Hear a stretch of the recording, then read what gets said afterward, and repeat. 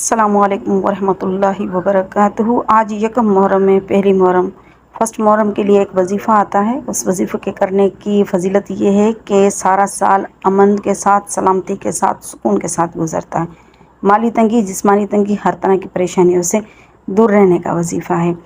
وظیفہ یہ ہے کہ فرسٹ محرم میں یعنی پہلے محرم کے دن کسی بھی ٹائم پر کوئی بھی ٹائم مقرر کر لیں، لیکن سب سے زیادہ بیسٹ جو ٹائم ہے وہ عصر کے بعد کا ٹائم ہے۔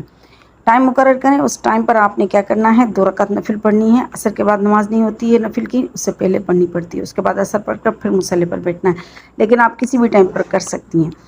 اب آپ نے کیا کرنا ہے کہ 2 رکعت نفل پڑھنی ہے۔ 2 رکعت نفل پڑھنے کے بعد مصلی پر بیٹھ کر 365 دفعہ آیت الکرسی پڑھنی ہے، کیونکہ سال میں دن ہوتے 365، تو 365 مرتبہ آیت الکرسی پڑھنی ہوتی ہے۔ اس کے پڑھنے کے ساتھ اللہ تعالیٰ سارا سال خیر و